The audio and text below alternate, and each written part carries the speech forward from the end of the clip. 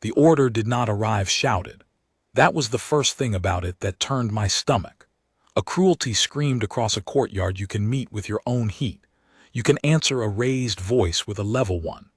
But this came folded, on good paper, carried up the Queen's stair by a footman who would not meet my eyes, and it was written in a hand so calm, and so even that a man might have mistaken it for a note about the laundering of table linen.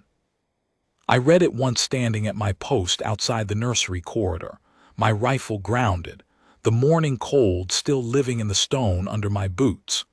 Then I read it again, because the first reading had been the kind that the mind refuses, the way it refuses a step that is not there in the dark. By the instruction of Her Majesty the Queen Consort, it said, the household guard is relieved of all attendance upon the person of the Princess Maelin. No guardsman is to stand her corridor, answer her summons, escort her passage, or acknowledge her address. She is to be treated, for all purposes of the guard's duty, as one who requires no attendance. This instruction takes effect at once and is not to be discussed. My name is Emrys Vane. At the time this was set into my hands, I had been 11 years a guardsman of the Royal House of Harrogate and 4 years a sergeant, and I had stood more posts in the palace of Eldermore than I could have counted if you had woken me in the night and demanded the tally. I had stood at coronets and at coffins. I had stood a whole wet night once outside a door behind which a man was dying, so that the dying man would know, if he woke, that the house still kept its watch over him. I tell you this not to be admired. I tell you it so that you understand what kind of man was holding that folded paper, and how strange a thing it was that his hands were not steady. The Princess Maelin was 9 years old. She was the youngest child of the late Queen Isolde, who had been 3 seasons in the ground of the royal chapel, and whose absence still moved through that wing of the palace like a draught you could not find the source of. Isolde's other children, the Crown Prince Rowan, near grown, the Princess Ilara, married and gone to her own estate, the boys Torin, who was 11 and full of questions, and little Bram, who was 6 and afraid of the dark, all of them had felt the cold of that empty place. But Maelin had felt it worst, because Maelin was the smallest and the last, and because a girl of 9 who has lost her mother will attach her whole heart to whatever remains that is warm and does not change. What remained warm and did not change in that season was us, the guard. I do not say that to make the guard into something sweet. We are not sweet. We are a wall a family stands behind. But a wall a child leans against long enough becomes, to that child, something more than stone, and Maelin had leaned against us all winter. She knew our names, which she was not supposed to know. She knew that old Odo Marsh, who stood the landing, kept a twist of barley sugar in his glove cuff, and would let it be discovered by a small hand if that small hand came looking sadly enough. She knew that young Corporal Perrin, not yet 20, went red to the ears if she curtsied to him, and so she curtsied to him at every opportunity gravely, like a diplomat, purely to watch it happen. She knew that I would not laugh at her and would not lie to her, which to a child is worth more than either sweets or blushes, and she had told me so once, in exactly those words, standing on one foot outside her own door. And now I held in my hand an instruction that I was to pretend she was not there. I did not tear it up. In the tellings that have since gone around the palace kitchens, I am sometimes made into a man who tore the order in half on the spot and threw it at the footman's feet, and that is a better story than the true one, and it is a lie. I have served the crown too long to think a torn order is anything but a torn man soon after.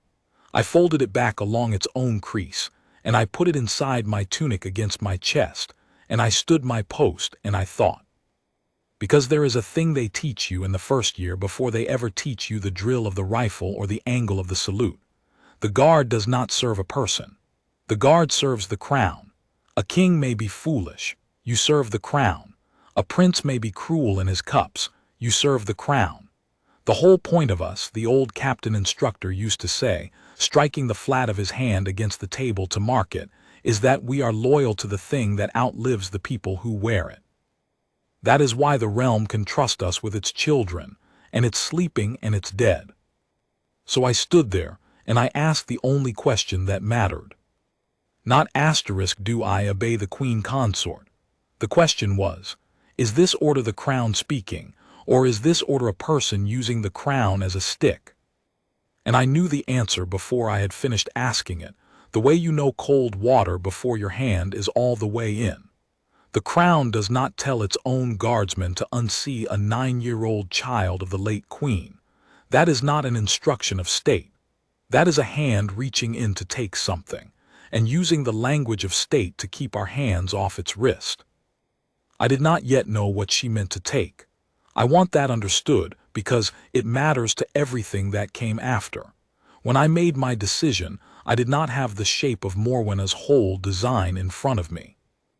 I did not know about the estate at Corvith, or the sealed carriage, or the letter with the king's seal upon it that the king had never seen.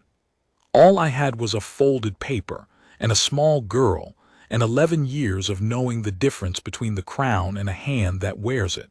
Sometimes that is all a man is given to decide by, and he must decide anyway. Down the corridor a door opened. Not her door, the door to the schoolroom, where the tutor kept her mornings, and I heard the tutor's voice, thin and put upon, saying something about sums. And then I heard the particular quick light double step that I would have known in a burning house, and Maelin came out into the corridor with an ink stain on the side of her hand, and her hair coming out of its plait on the left side as it always did by mid-morning. And she saw me, and her whole face changed the way a window changes when someone inside lights a lamp. "Sergeant Vane," she said, coming straight up the corridor at me. "Sergeant Vane, is it true that a swan can break a man's arm?" "Torrin says a swan can break a man's arm, and I said that is not true, and he said it is famously true. And I said if it were famously true, then everyone would know it and I would know it. And I don't so. Here, you understand, is where the order was supposed to work. Here is the exact hinge of it. I was to look through her.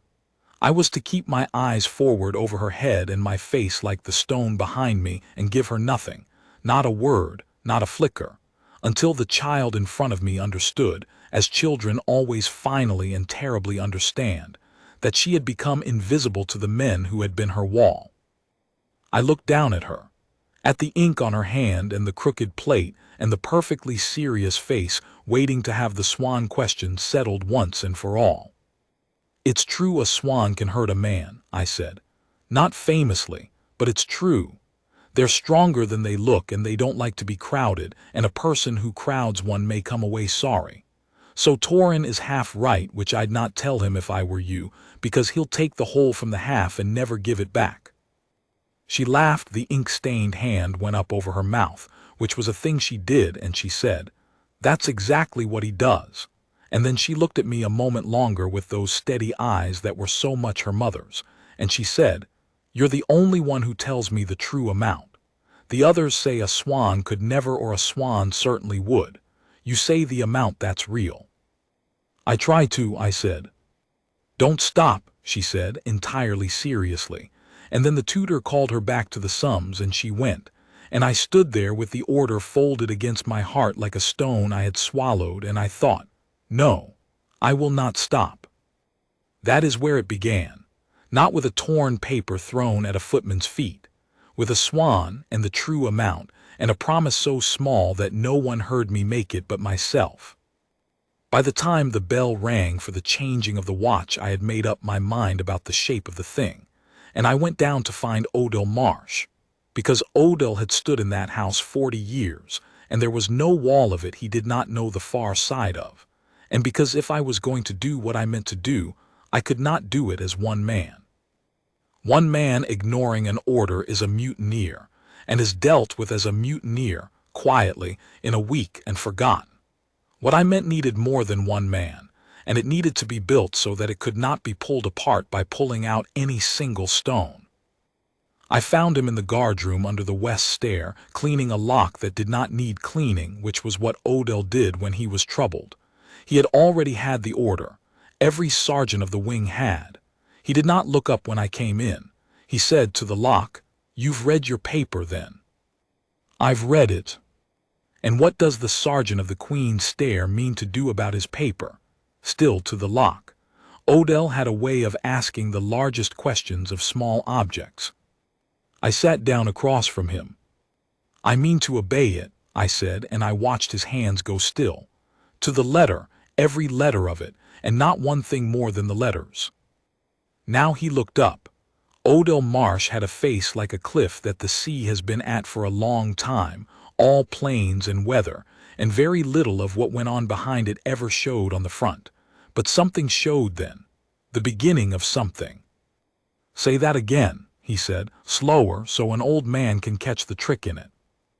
The order says no guardsman is to stand her corridor, I said. Read it close. It does not say the corridor is to go unwatched. It says no guardsman is to stand asterisk it for asterisk her asterisk. Very well. We do not stand her corridor for her.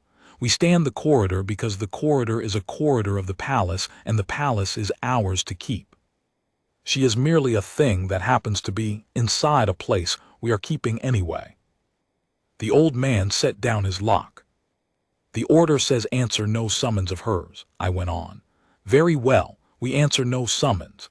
But a guardsman who happens to be passing a door and happens to hear a child crying behind it in the night is not answering a summons. He is a man with ears doing his rounds, noticing a fault in the piece of the house which it is his sworn duty to notice. The order says escort no passage of hers. Very well, we escort no passage. But when the household moves through the halls, we secure the halls the household moves through. And if she is a part of that household moving through those halls, then the halls she is in are secured not for her, for the household. She is only ever from this hour asterisk incidental to asterisk our duty, never its object. Do you see it, Odell? We never touch the letter of the order. We keep every word of it, and we never once take our eyes off that child. For a long moment the old man said nothing.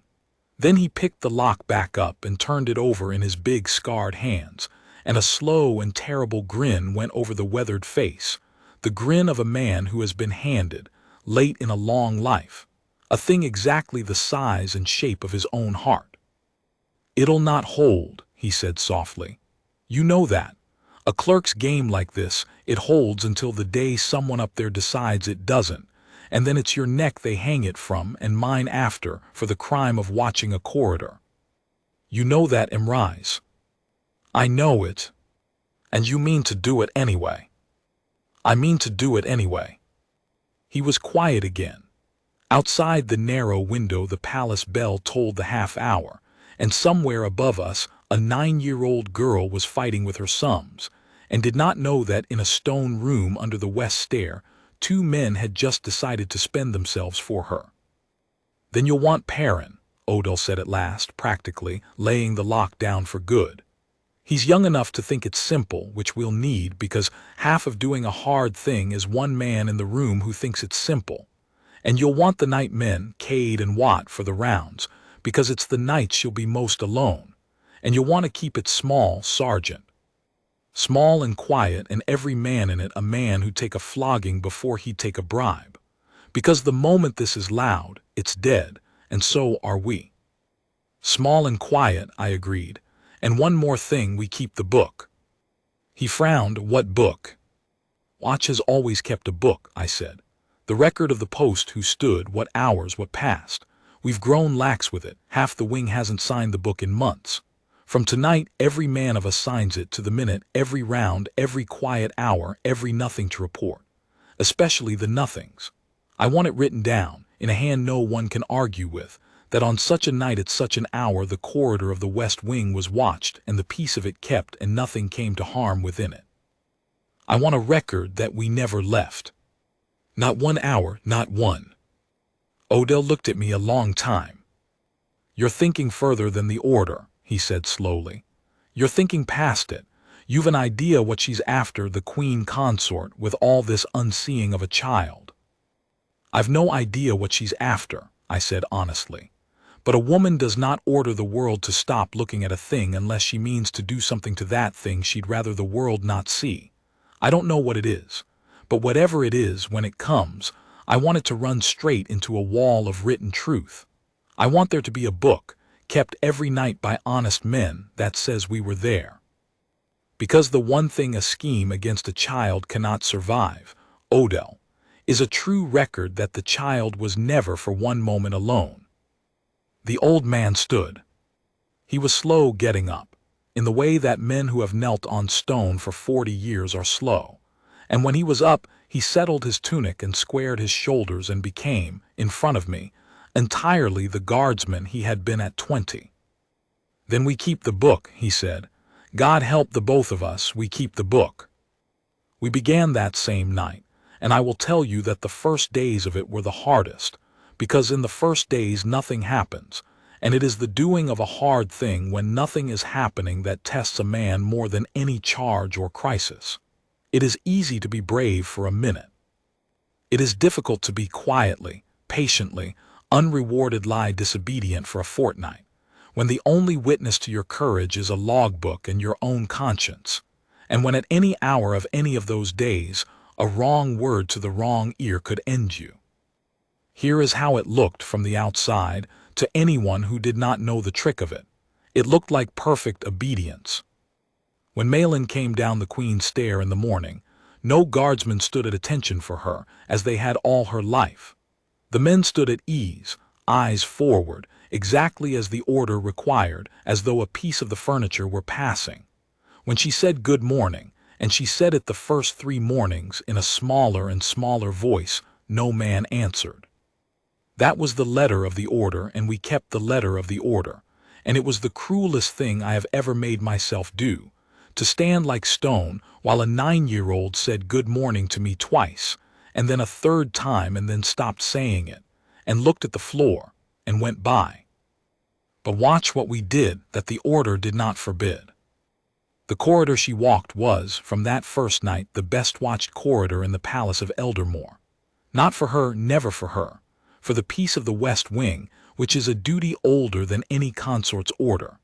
The lamps in it, which had been let go dark at the far end to save oil, were lit again, every one, because a dark corridor is a fault in the security of the house, and it is a guardsman's duty to remedy a fault in the security of the house.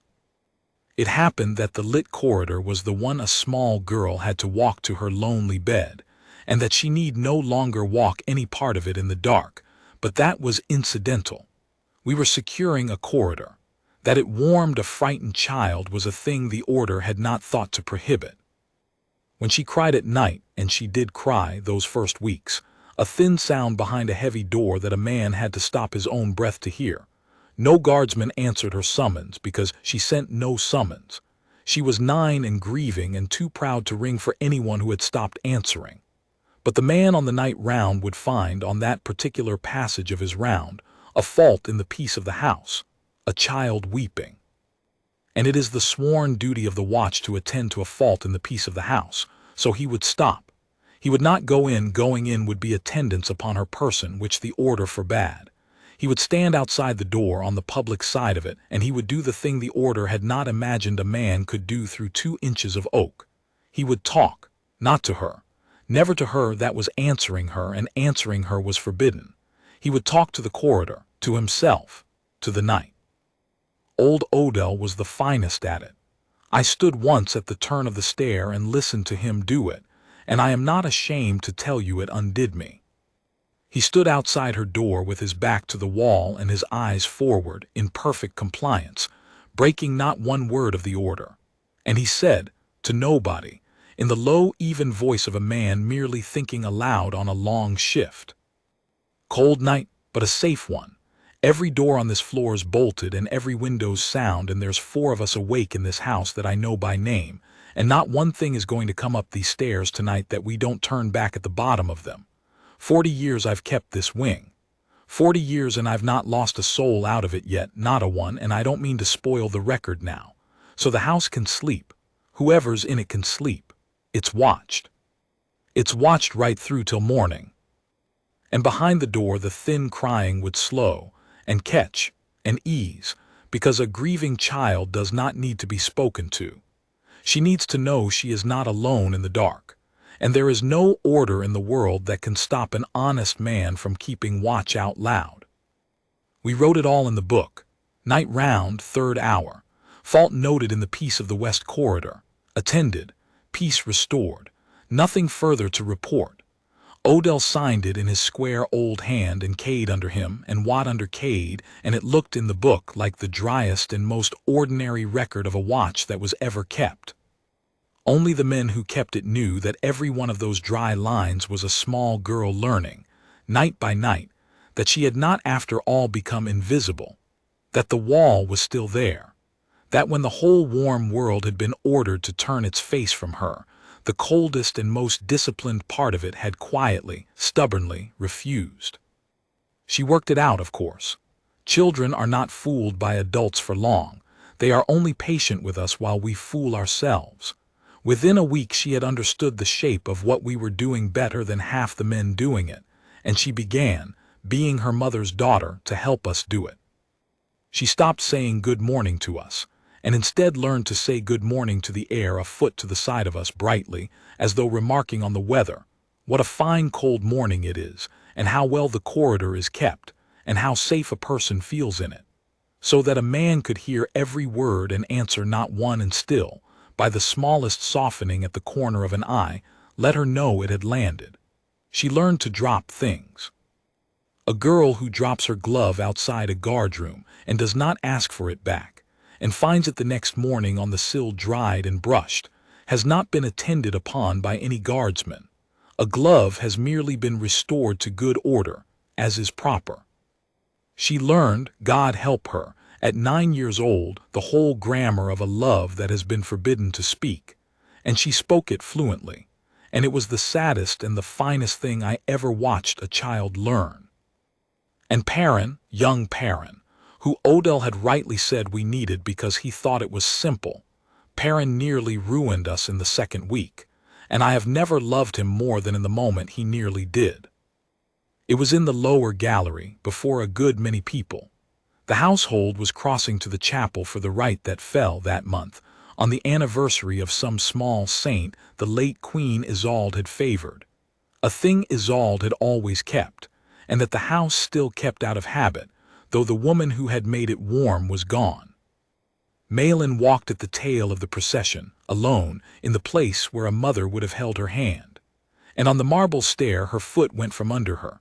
The marble was old and worn hollow and slick, and she was small and tired and not looking, and she fell. It was not a great fall. I want to be clear, for you will have guessed by now how careful I am to tell you the true amount of every danger in this story, because I promised a child once that I would tell the true amount, and I have tried to keep that promise in everything since. It was not a great fall. She would have bruised herself and been frightened and got up. But she was a small girl falling down a marble stair in front of the whole cold household that had been ordered to look through her, and not one of the fine people on that stair moved. Not her stepmother, who was 3 steps above and did not turn her head. Not the courtiers, who had learned which way the wind set and had set their own faces to match it. Not one of them moved to catch a falling child, because catching her was noticing her, and noticing her was out of favor. Perrin moved.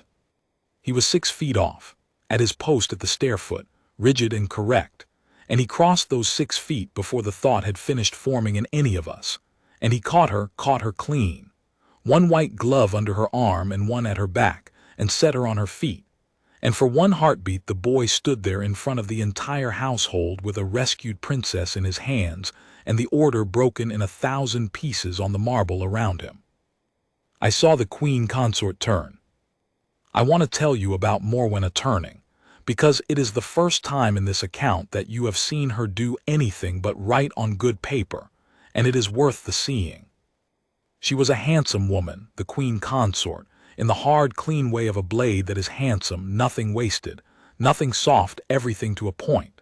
And when she turned on that stair and saw a guardsman with his hands upon the child she had ordered the world to unsee, her face did not flush and did not tighten. It did something worse. It went interested. It went to the cool, attentive stillness of a woman who has just been handed, unexpectedly, the very thing she has been fishing for.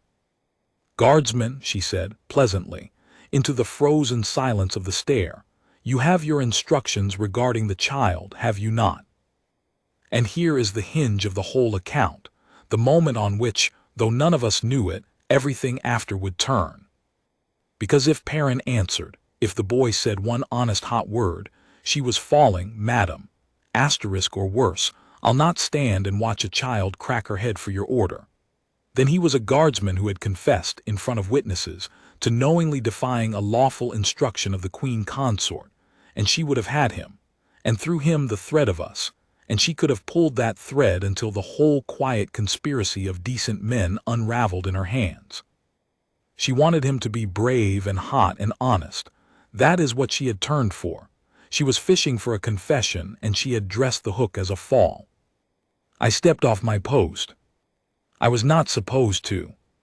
My post was the upper landing, and the procession had passed it, and there was no cause in the drill for the sergeant of the Queen's stair to be on the lower gallery at all. But I stepped off it, and I came down the marble at the pace of a man with all the time in the world, and I put myself between the boy and the turned face of the Queen Consort, and I said, in the flattest and most bored and most correct voice that 11 years of the drill had put in me. A hazard on the stair, your majesty. The marble's worn through here, see the hollow in it. The corporal cleared the obstruction and made the stair safe for the household's passage. It's in the standing orders. Any hazard to the household's passage is to be removed at once. I'll have the mason to it before the week's out. A breath. The corporal was quick. I'll note his quickness in the book. Nothing in it she could touch. Not one word of it about the child. A worn stair, a hazard, the household's passage, the standing orders. A guardsman had not caught a princess. A guardsman had cleared an obstruction. I watched her hear it. I watched her weigh whether to force it, whether to say, out loud, in front of the whole household in the memory of the dead queen, asterisk no, he caught the girl, you are lying, and you will all hang for it, and I watched her decide not to, because to force it she would have had to say the true thing out loud, and the true thing out loud was, I ordered you to let a child fall. And that before witnesses on the anniversary of the mother's saint was a thing even Morwenna was not yet ready to own. See that you note it, she said. And she turned and went on up to the chapel, and the household breathed again and flowed after her, and it was over and we had not lost. But I stood on that stair with the marble hollow under my boot and the boy white beside me, and I understood fully, for the first time, what we had taken on. She had not been angry. That was the thing. She had been pleased. We had shown her on that stair that there was a wall of men around this child that she could not simply order out of the way, and instead of being enraged by the wall she had gone thoughtful about it, the way a besieger goes thoughtful at a strong gate, not how dare it, asterisk, but how then do I take it down. She took it down in the way a clever besieger always does, not by battering the wall, but by removing the ground the wall stood on. Within the fortnight the postings changed. It was done through the chamberlain's office and dressed as economy and reform, and to any eye but ours it looked like nothing. The night round of the West Wing was consolidated with the round of the East, which meant one man now walked what two had walked and could not linger at any door without his rounds falling behind.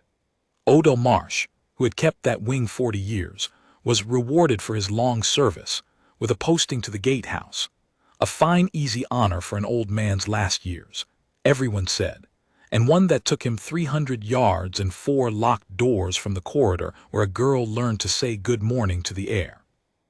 Cade was sent to the stables detail. Watt was put on the river gate. It was all done smoothly, no two moves close enough together to look like a pattern, and by the end of it, the careful watch I had built around that child had been dismantled around me stone by a woman who never once raised her voice, and I stood in the wreckage of it still holding a logbook and a promise. And into the emptied posts came new men. Morwenna's men, or, to be exact, her sons, for the Queen Consort had a grown son by her first marriage, the Lord Cassius, a smooth and idle and dangerous young man who kept a body of private retainers under the courtesy title of his household escort. And it was these who now, by ones and twos, appeared in the corridors of the West Wing wearing the palace livery over their own loyalties. They were not guardsmen. They wore the tunic, but they had never sworn the oath that the tunic is supposed to mean, and a man can always tell. There is a way an oathless man wears a uniform, as a costume and not as a skin, and every true guardsman in that palace knew within a day exactly what had walked in among us. I went to the captain. I have not spoken yet of the captain of the household guard, and I should, for he is neither a villain of this account nor quite a hero of it. Captain Aldous Rennick was near 60, a career soldier tired in the way that good men who have compromised a great many small times to keep a great thing going are tired. A pension 2 years off, a wife who was ill, and a lifetime's habit of not seeing what it would cost too much to see. He heard me out in his office with the door shut, and when I had finished laying it before him, the order, the dismantled watch, the oathless men in the livery, he rubbed his face with both hands and looked, for a moment, 10 years older than he was. "What do you want me to say, Emrys?" he said. "It's her household to order. A consort may direct the attendance of the guard within the private apartments. That's older law than she is. You want me to go to the king and tell him his wife has arranged her own stepdaughter's staff, and that I think she means the child ill on the evidence of what? A worn stare, a glove dried on a windowsill, that she promoted an old man to the gatehouse." He shook his head. "The king is not well, man. You've not seen him this month." "I have. He's gray. He's grieving still, under it all, and he leans on her for everything. And if I walk in there with a sergeant's suspicions and a logbook full of asterisk nothing to report, he'll not thank me and she'll bury us both. I've 2 years to my pension and a sick wife, and I'll not spend them on a hunch." "It's not a hunch, sir," I said. "It's a pattern. She has ordered a child made invisible, and then, when we would not let the child be invisible, she has quietly removed every honest man from around her and replaced them with her son's hirelings. You do not do that to protect a child. You do that to clear a room." "Clear a room for what?" "I don't know," I said, "yet." And that, of course, was the trouble. I did not know. I had a shape but no name for it. And a captain 2 years from his pension cannot move against the Queen Consort of the realm on the strength of a sergeant's shape.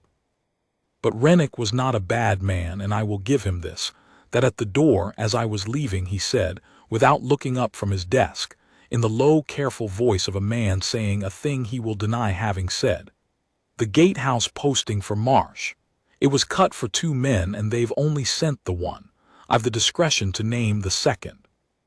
If a certain sergeant found himself with an hour of his day gone loose and untasked, and chose to spend it walking the West Wing, off the roster on his own time, as any man may walk where he likes in the house he serves, I don't suppose I'd have cause to notice.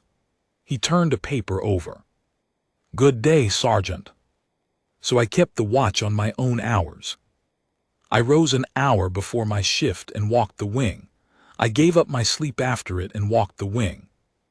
I ate standing where I could see the corridor, and I learned the routines of Cassius's oathless men the way you learn the movements of whether you must work under. And I filled the book in my own hand now. Alone, * West Corridor walked. 6th hour, off roster, peace kept. * and I signed it E. Vane under every line. And the lines marched down the page like a wall. I was building 1 brick a day out of my own rest. And it was in one of those stolen hours, 3 weeks into the emptied watch, that I learned the name of the thing at last. And I learned it, as the truest things are always learned, by accident from the child. Maelin had grown thin. I had watched it happen and been able to do nothing but light her corridor and walk it, and it had been eating at me. A child who is grieving eats poorly. A child who is grieving and lonely and afraid eats worse. And she had gone from a sturdy, quick little thing to a pale one who startled at sounds, and the household that had been ordered not to see her did not see that either. But that morning she was waiting for me. Not for me, she had learned better than that, and she had a new man of Cassius's at the head of the stair, and she was too clever to be caught. She was sitting on the deep sill of the corridor window with a book she was not reading, And as I passed on my walk, she said, to the window, to the cold morning glass, in the bright remarking on the weather voice she used to send me things. What a strange thing it is, she said to the window, that a person's own trunks should be packed when the person has not been told they are going anywhere. 3 trunks, in the box room, with my summer things and my winter things both, which is a great deal of things, more than a person would take to visit, and no one has said one word to me about a visit. And when I asked the new maid where I was going, she went white and said she was not to say, and then she cried. Why, said Maelin to the window, so lightly, so cleverly, while a chill went down me that had nothing to do with the cold glass. Would a person's whole life be packed into 3 trunks in secret, and everyone told not to say, unless the person was being sent somewhere they were meant never to come back from? I did not answer her. I could not. The man was at the head of the stair. But I stopped, as a man may stop to look out a window on his walk, and I stood beside her for the length of 3 breaths looking at the same cold morning she was looking at, and then I walked on, and my mind was running like a hare. 3 trunks, summer and winter both, a whole child's life packed in secret, a destination no one would name. And around it all, the careful clearing of the room, the honest men moved off, the oathless men moved in, the whole world ordered first to stop seeing her so that, when she was gone, there would be no one left who had been looking who could say when, or how, or whether she had ever truly arrived wherever the trunks were bound. I went that same hour, off roster, out of the wing, down to the muniment room where the household's carriage warrants and travel orders were copied and kept, because a child in 3 trunks do not leave a royal palace without a warrant, and a warrant is written down, and I had spent my whole life learning that the one thing a scheme cannot do is exist without leaving marks in the books that honest men keep. And I found it. It had not even been well hidden. She had not thought she needed to hide it because she had ordered the world not to look. A travel warrant, dated 11 days hence, for the conveyance of 1 minor of the household and effects, under sealed escort, to the estate of Corvith. I knew Corvith. Every old servant of that house knew Corvith. It was a property of the crown far up in the cold north of the realm, on a headland above a grey sea, a place of stone and wind and no near neighbor for a day's ride in any direction. It had been in the old times where the house sent those it wished the world to forget a mad uncle, a disgraced cousin, an inconvenient claimant to this or that. It had not been used in 30 years. It was being opened again now, the warrant noted, for the residence of the said minor, with a household of Cassius's naming, under a steward of Morwenna's choosing, indefinitely. And here was the cold heart of it, the phrase that told me at last the whole true amount of the danger, the said minor to be removed from the succession rolls of the house of Harrowgate as one withdrawn from public life, effective upon her conveyance. Removed from the succession rolls. There it was. That was the name of the thing. It had never been about a corridor or a good morning or a wall of stubborn men. Those had been in Morwenna's way, and she had cleared them, but they were not the point. The point was a line of writing in the great book of the realm, the roll of succession, the order in which the crown might pass, and on that roll, ahead of Morwenna's own idle son Cassius and her sharp-eyed daughter Verena, ahead of them by right of the late Queen Isolde's blood, stood the names of Isolde's children, Rowan and Alara, and the boys, and small and last and easiest to reach Maelin. A child of 9, motherless, defenseless, loved by no one with power and forgotten by a grieving king. The one loose stone in the whole wall of succession that a patient woman might, if the world could be persuaded to stop looking, quietly pry out and carry off to a headland above a grey sea and leave there, withdrawn from public life, out of the rolls, out of the way, indefinitely. She did not need to harm the child. I want to be very clear about that because I have told you I would always tell the true amount. She did not need Maelin dead. A dead princess is a mystery, and a mystery is looked into.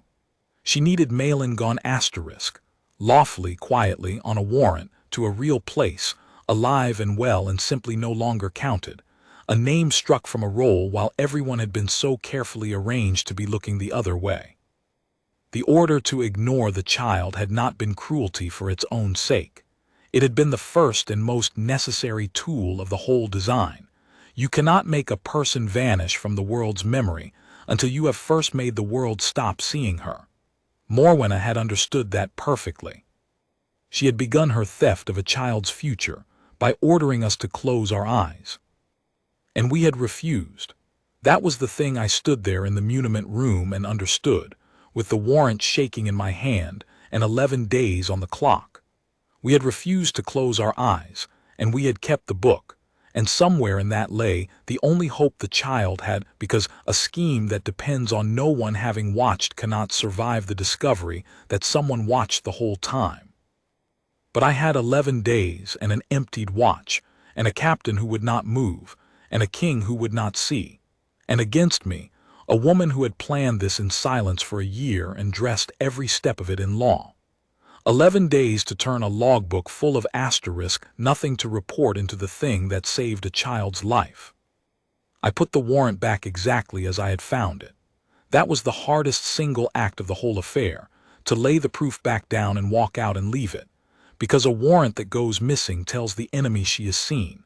And the one advantage I had was that Morwenna still believed she was invisible to me as she had ordered me to be invisible to the child. I copied it first, every word in my own hand in the back of the book, under the last line of the watch. And then I put the original back and closed the drawer, and went to find, quietly, one at a time in the stables and at the gatehouse and on the river gate, the men she had scattered, because I was going to need them, all of them, and I was going to need them to do the single most dangerous thing a guardsman can do, which is to obey the crown against the person wearing it in the open, where it cannot be taken back. I gathered them over 3 nights, in ones and twos, in the low room behind the farrier's forge, where the noise of the bellows covers a man's voice. Odell from the gatehouse, Cade from the stables, Watt from the river gate, Perrin, who had never been moved because Morwenna had marked him as a hot young fool, and hot young fools are useful to leave in place where you can watch them. I laid it before them plain, the warrant and Corvith and the succession roll and the 11 days, now 9, and I watched it go into them the way cold water goes into men who have been half asleep. Odell said one word, which was the name of the late queen, quietly, the way a man says a name he swore something on once. Cade, who had 2 daughters of his own, said nothing at all and put his fist against his mouth. Perrin said, "Then we take her out of here tonight over the wall and hide her till the king's himself again," which was exactly the hot young fool's answer, and exactly why we needed him in the room, because it made the rest of us say out loud why we could not. "We can't run with her," I said. "Think it through, all of you, before your blood does your thinking. The moment that child is missing from her rooms, we are not her rescuers. We are her abductors, 5 guardsmen who have stolen a princess of the realm and fled. Morwenna would not even have to lie. She'd have the truth on her side, that we took her. She'd have every road watched and every gate shut and the whole guard we love turned out to hunt us. And when they ran us down, and they would run us down, the child goes to Corvith anyway, only now with her defenders hanged for treason and no honest man left in the world who might have spoken for her. No. We do not steal her into the dark. That is what Morwenna Asterisk is doing, moving a child in secret where no one can see. If we answer secret with secret, we have already lost, because she is better at secret than we are. We beat her the only way her kind is ever beaten, in the light, with the truth. In front of the one authority, even she cannot order to look away." "And who's that?" said Watt, "when the king won't see and the captain won't move?" I had thought about this for 2 days, and I had only one answer, and it was a thin one, and I gave it to them plainly because they had a right to weigh the thinness of it for themselves. "The Princess Adela," I said. She was the king's sister, younger than Alaric, sharper than Alaric, a woman who had spent her life a little to the side of the throne, and had therefore kept the clear cold eyes that people close to the throne so often lose. She had loved the late Queen Isolde like her own sister, and Isolde's children were, to Adela, the nearest thing she had to her own, for she had married late and had none. She had been away these 2 months in the south on the king's business, which was precisely, I did not doubt, why Morwenna had chosen this season to move, with Adela gone and the king grey and grieving, and no one else in the house with both the eyes to see and the standing to act. But Adela was due back. The court knew she was due back. And when I went off roster at the cost of an afternoon's sleep to the courier's office and asked, as idly as a man asks after the weather when the Princess Adela's household was expected, the clerk told me, 8 days. 8 days, and the warrant ran in 9. There is a kind of hope that is worse than none, and it is the hope that comes down to a single day of margin, because a single day of margin is a thing that can be taken from you, and Morwenna took it from us 4 nights later, and this is the false dawn of my account, the place where it all looked lost. I have said the one advantage I held was that she believed herself unseen. I lost that advantage, and I lost it through no failure of the men and no fault of the book, but through the child, through the one flaw in the whole design that neither Morwenna nor I had reckoned with, which was that Maelin was 9 years old and clever and frightened, and a clever frightened child cannot always be trusted to hold still and be saved on the grown-up's timetable. She had seen the trunks. She had counted them and worked out what they meant, as she had told me at the window, and a child who knows she is to be taken away to a place she is meant never to come back from does not sit quietly and trust that the silent men who light her corridor have a plan. She acts, and Maelin, being her mother's daughter, being brave and direct, and having been taught by her mother to go to the top of a thing, did the bravest and most disastrous thing she could have done. She went to her father. She waited until the Queen Consort was at her afternoon audience, and she slipped her watcher at the head of the stair. Perrin, God help us, had taught her how, thinking it a game, and she went alone through the palace to the king's own apartments, and she got past the outer men because she was a princess, and they did not yet fully understand that this princess was not to be admitted anywhere. And she reached her father, the king, in his private study, where he sat grey and tired among his papers. And she climbed up beside him as she had done all her small life, and she said, "I have this from the king himself, long after," and he could not tell it without his voice failing. She said, "Papa, they're going to send me to Corvith in the trunks, and I'm not to come back, and I don't want to go. Please don't let them send me, please, Papa, I'll be good." And the king, who was grey and tired and grieving, and who leaned on his wife for everything, who had signed 100 papers that month without reading them, because reading them was more than his heart could bear, held his youngest child and did not understand her, and thought, as a tired grieving man will, that this was a child's nightmare, a bad dream about being sent away such as all children have. He stroked her hair and told her no one was sending her anywhere, that she was safe, that she must not frighten herself with stories, and he rang for someone to take her back to her rooms and put her to bed. And the someone who came was the Queen Consort. Because of course Morwenna had her ears in the king's own apartments. A woman who had spent a year arranging this had not left the king's door unwatched. She came smiling and gentle and full of concern for the poor overwrought child, and she gathered Maelin up out of the king's arms with her own hands, murmuring about bad dreams and too much excitement and an early bed, and she carried the child out past the king's fond, tired eyes, and the king saw only his good wife being tender with his difficult motherless girl, and was grateful, and turned back to his papers. I did not see this. I heard of it within the hour, the way you hear of a wave that has already broken over you, from the maid who had cried, who came running to find me on my walk, white and gulping, to say the little princess had gone to the king and the queen had her now and had given orders. And the orders were these, that the conveyance to Corvith was moved up, not 9 days, not the 8 until Adela. 2.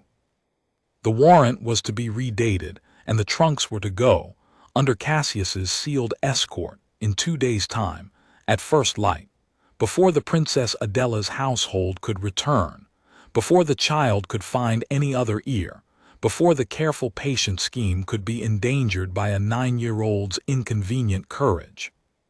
Maelin had gone to save herself and had instead cut her own margin from a single day to none, and had shown Morwenna at last that the child understood, which meant the child was now not merely inconvenient but dangerous, a witness who could speak, and must be got to Corvith and its silence all the sooner. That was the night that broke us, or should have. I sat in the room behind the forge with the 5 of them and the fire low and no plan that fit inside 2 days, and I felt the thing I had held off for weeks come up in me at last, which was despair. Adela was 6 days out. The king would not hear it from a child and would hear it less from a sergeant. The captain would not move on a hunch, and this was still, in the eyes of any law Morwenna had not herself written, only a hunch and a stolen glance at a warrant.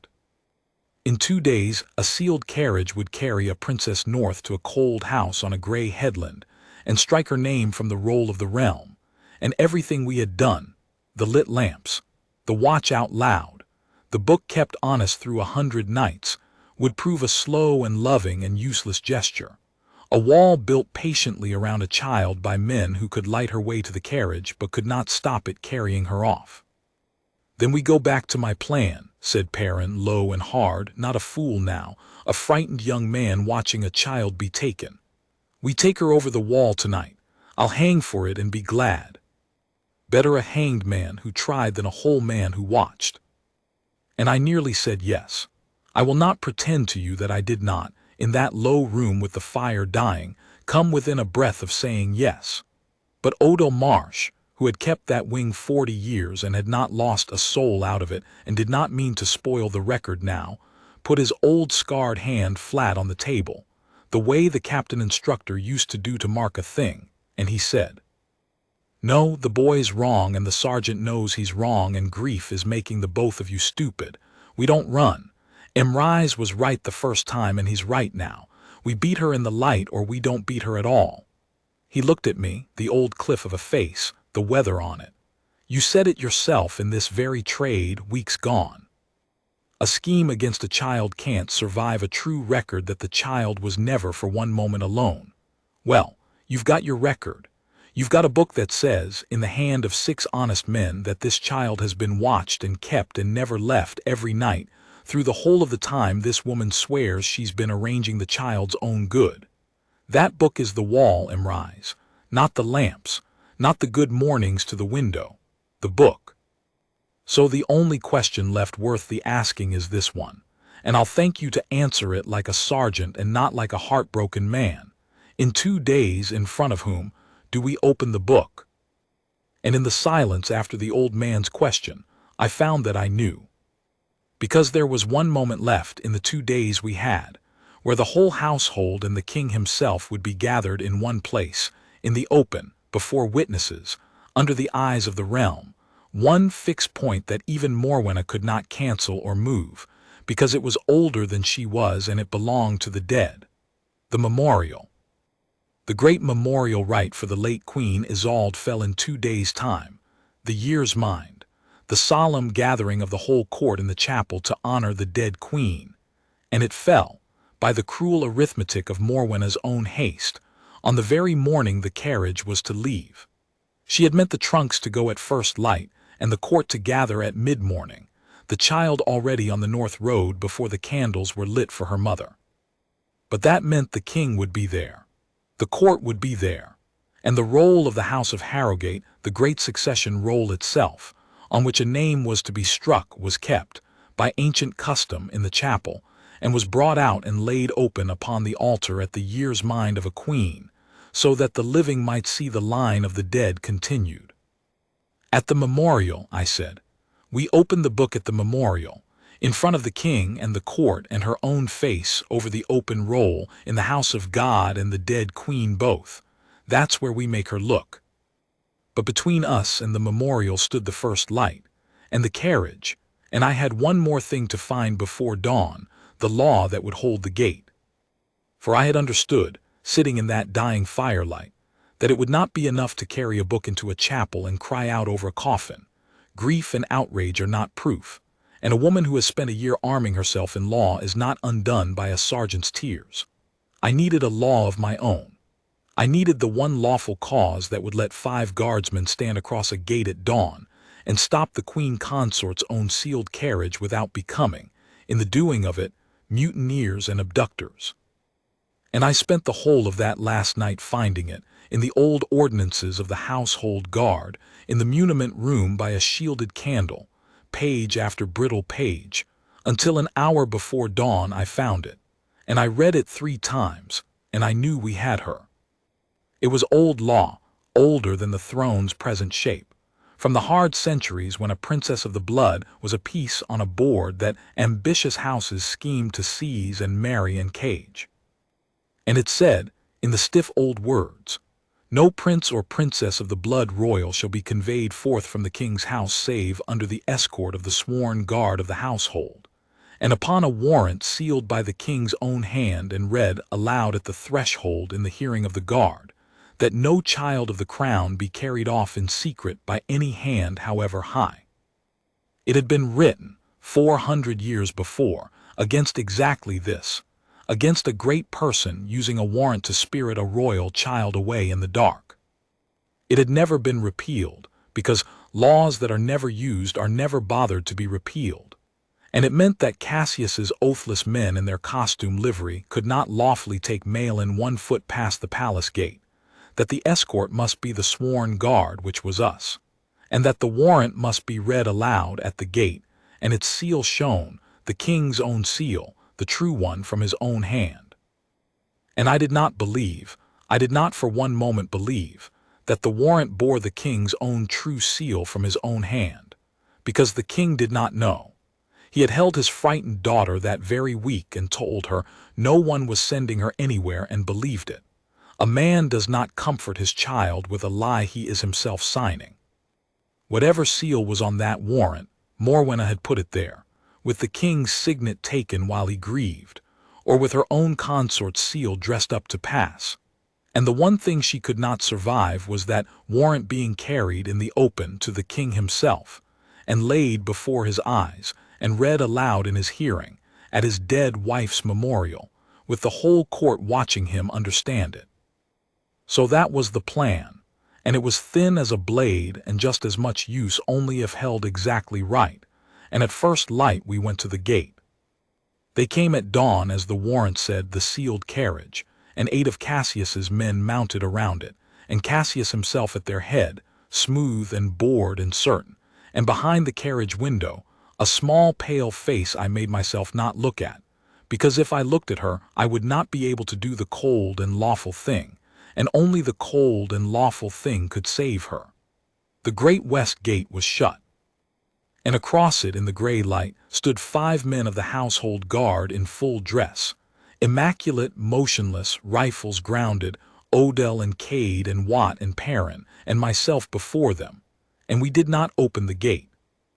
Cassius rode up to it and looked down at us with the particular contempt of a man who has never in his life been told no by anyone who could make it stick. "Open the gate, Sergeant. You've the warrant's date, you know the hour, stand aside." "I cannot, my lord," I said, and I said it in the flat correct voice, the drill voice, the voice with no heat in it for him to catch hold of. "Not because I will not, because the law forbids it, and I am the law's man before I am yours." And I spoke the old ordinance up to him, word for word as I had learned it in the night, in the hearing of his men and the gate wardens and the grooms who had gathered, so that it could not later be denied that it had been spoken. "No prince or princess of the blood shall be conveyed forth from the king's house save under escort of the sworn guard, and upon a warrant sealed by the king's own hand and read aloud at the threshold in the guard's hearing. Your men are not the sworn guard, my lord. They have taken no oath in this house, and I have not heard the warrant read, nor seen the king's own seal upon it. Until both are done as the law requires, this gate does not open, and the child does not pass. I'll stake my life on the law. Will you stake yours on breaking it here in front of these witnesses at this hour?" I watched it land on him. I watched the boredom go out of Cassius's handsome face and something uglier come in, and for one moment I thought he would simply order his men to ride us down, and I set my feet, because 8 mounted men against 5 on foot is a bad reckoning, and I had known it might come to that.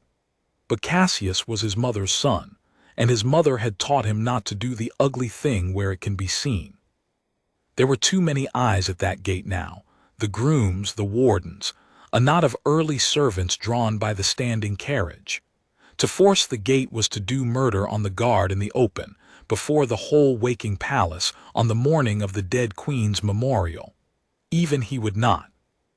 "Then we will have the warrant read and be done with your law," he said, and he snatched a folded parchment from his glove and thrust it down at me. "Read it, if you can read, and open the gate." And I took it and I unfolded it and I looked at the seal, and I will be honest, for I always have been in this account, my heart went cold because it was the king's seal, not the consort's. The king's own signet, pressed clean and true into the red wax. For one terrible breath I thought I had been wrong about everything, that the king had signed after all, that his comfort to his daughter had been the lie and not the warrant.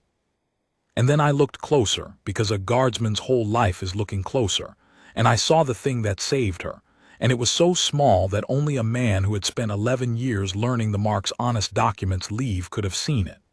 The seal was the king's, but the seal was asterisk fresh, the wax not 4 days set, still faintly bright at its edges, and the warrant beneath it was dated 3 weeks gone. A warrant signed and sealed by the king's own hand 3 weeks ago does not bear wax 4 days old. The date and the seal did not agree. Someone had held this parchment for 3 weeks and pressed the king's signet into it only days past, pressed it with a signet that had been got at while the king grieved, onto a warrant the king had never read. The law required the king's own hand and seal.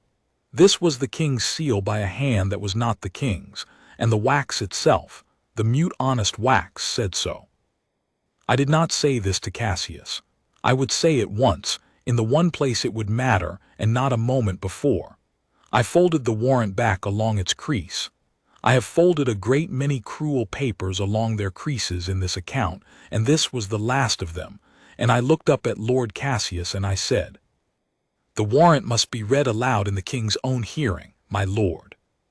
So the law says, read aloud at the threshold and the king's seal shown. His majesty is not at this gate, but his majesty will within the hour be in the chapel, at the memorial of the late queen, before the whole court and the open roll of the house. I will read your warrant there aloud, and show the king his seal as the law commands in his hearing, that he may say himself whether his hand said it. The law is satisfied nowhere else. So the carriage comes to the chapel, and the child comes to the chapel, and you come to the chapel, my lord, and there, before your king, the warrant is read. Refuse, and you refuse the law in front of these witnesses, and I arrest you at this gate for the unlawful conveyance of a princess of the blood. Consent, and we all go up together into the light. Choose. He should have refused. If Cassius had been half the schemer his mother was, he would have seen that the one place on earth his warrant must never be read was in front of the king who had never signed it, and he would have wheeled the carriage and taken his chances on force or flight. But he was not his mother. He was an idle, arrogant young man who had never had a plan of his own in his life, who had only ever ridden in the wake of hers, and confronted at a gate at dawn with an ordinance he had never heard of and a sergeant who would not flinch. He did the thing arrogant men do when their certainty is taken from them.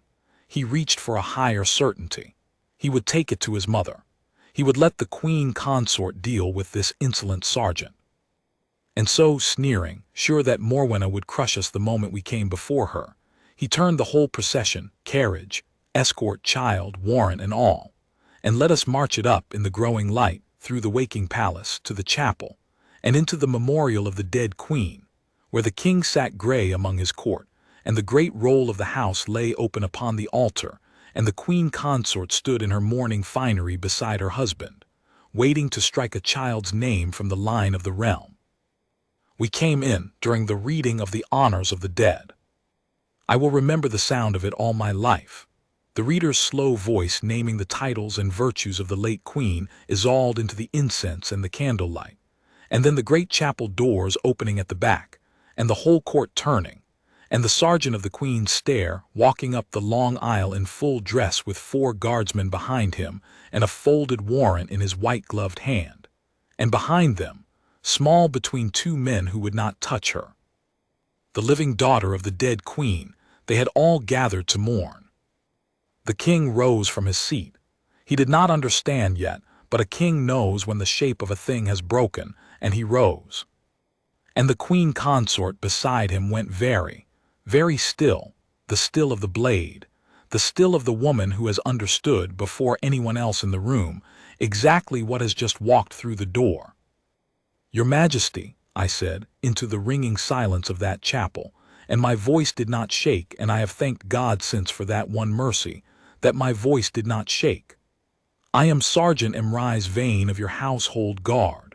I hold a warrant for the conveyance from this house of the Princess Maelin, your daughter, to the estate of Corvith, there to be struck from the roll of your house. The law of the guard requires that such a warrant be read aloud in your own hearing, and its seal shown to your own eyes, that no child of the crown be carried off in secret by any hand however high. I have brought it to be read, and I have brought beside it the record of your household guard, every watch, every night these 2 months past. I ask you to hear them both. In the name of the crown you wear and the queen you are here to mourn, I ask you to look." Morwenna moved first, as I had known she would, for she was the quickest mind in that chapel, and she knew that her whole year's work lived or died in the next minute. "Alaric," she said, low and warm and reasonable, her hand upon the king's arm, "this is a distressed man who has frightened himself with a child's nightmare into some fancy of conspiracy. The arrangement for Maelin is done and dusted, and was done for the child's own good, the northern air, a quieter house, away from this palace that has been nothing but grief to her since her mother died. You signed it yourself, my love. You remember. This is the raving of a sergeant who has overstepped his post. Let the guard be dismissed and dealt with, and let us finish honoring your poor wife in peace."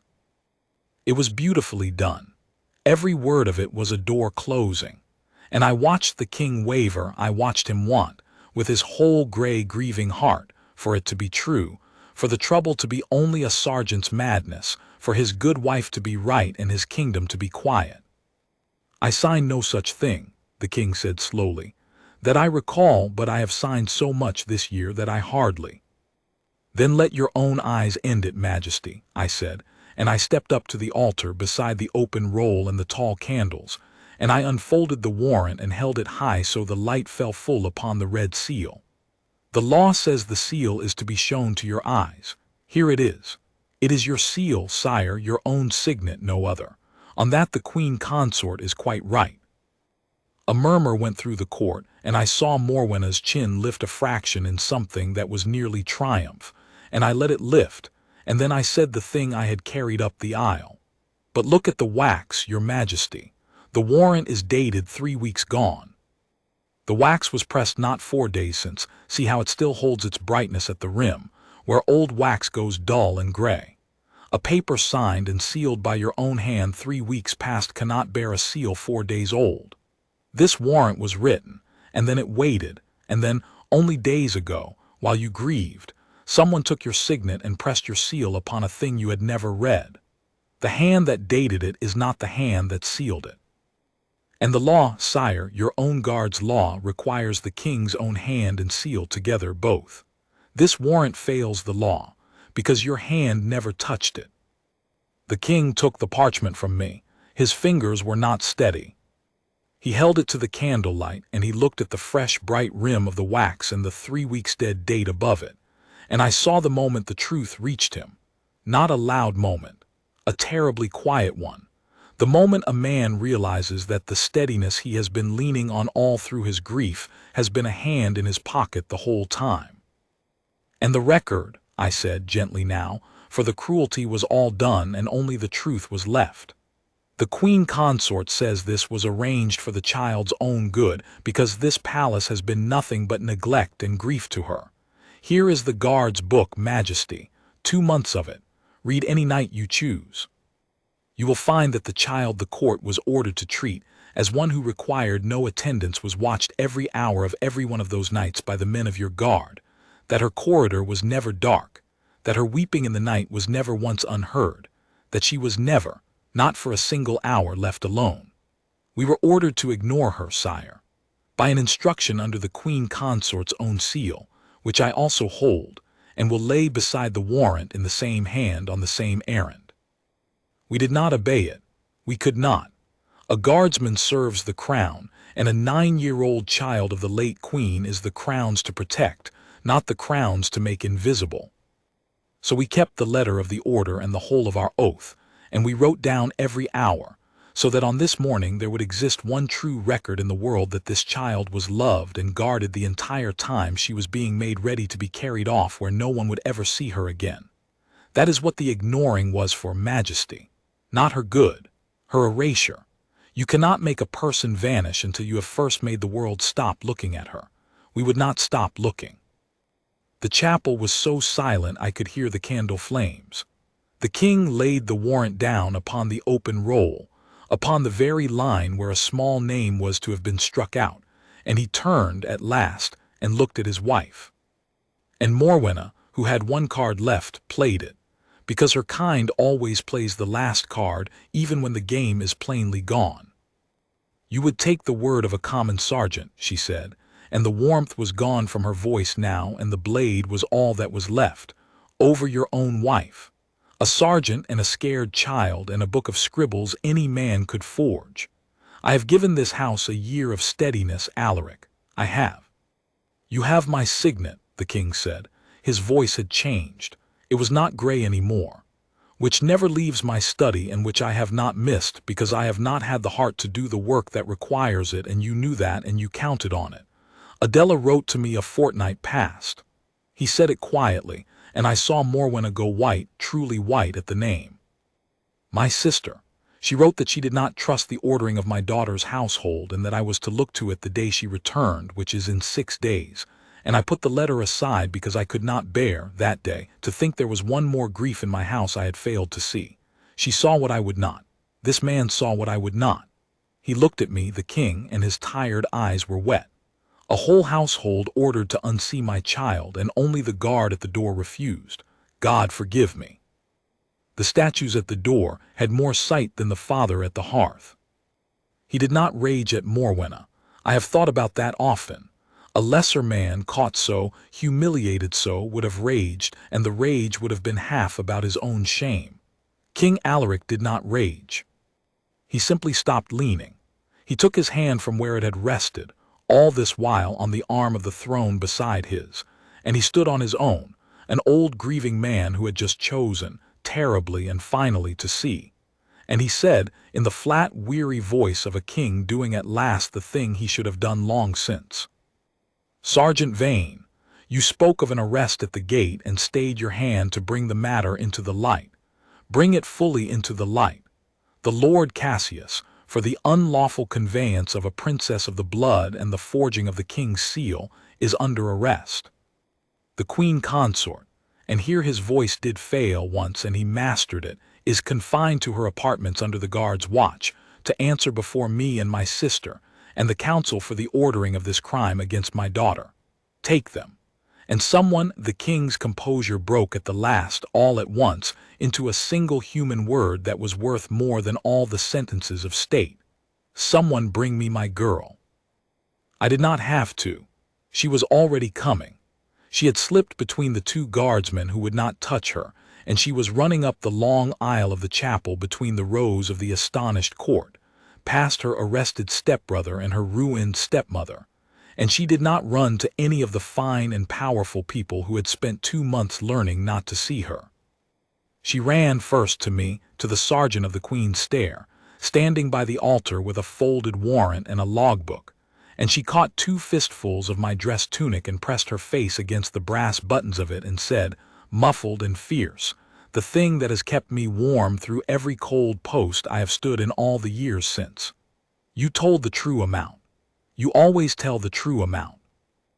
And only then, when she had said it to the wall that had never once turned its face from her, did she let me turn her by the shoulders and send her, gently, into the arms of her weeping father.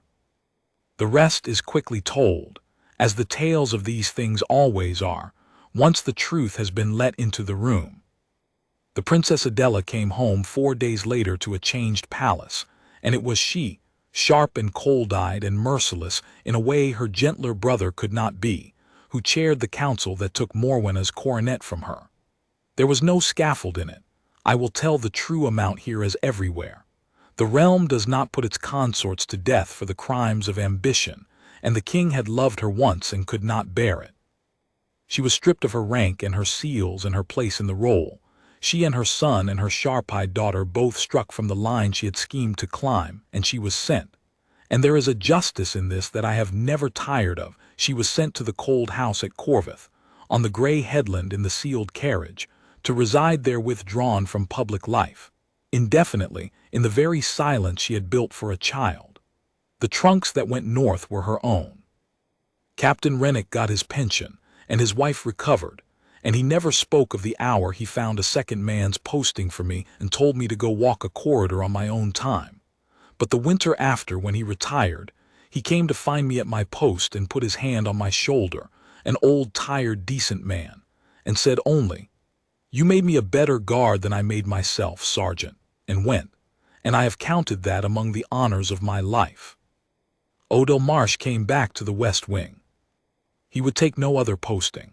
The king himself offered him the captaincy of a gate and a house in the town, and he said, in his flat old way, that he had kept that wing 40 years and had not lost a soul out of it, and did not mean to spoil the record now. And he stood the landing outside a certain door until the last year of his life, and there was always, once again, a twist of barley sugar in his glove cuff, waiting to be discovered by a small hand come looking. Young Perrin made sergeant himself in time, and the ears he goes red to the tips of on his wedding day. A princess in attendance, gravely curtsying to him at every opportunity to watch it happen, are a matter of record. And Maelin, the order that she be ignored was struck from the books the same hour it was found, and the king made, in its place, a new instruction in his own hand and his own true seal, that the Princess Maelin should be attended, honored, and guarded all the days of her childhood by the household guard, and that the men who had kept the watch when it was forbidden should keep it now that it was commanded. She grew up tall and steady and clear-eyed, her mother's daughter to the last, and when at last she was grown and given a household of her own, the first thing she asked of her father the king was that a certain sergeant, gone grey now himself, might have the ordering of her guard. I stood her door for the rest of my service. I stood it not because I was ordered to.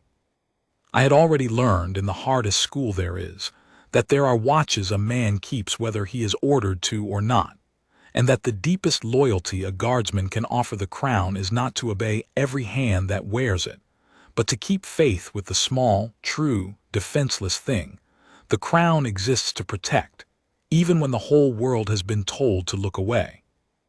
They asked me once at the end of my service at the dinner they gave me what I was proudest of in all my years at the post.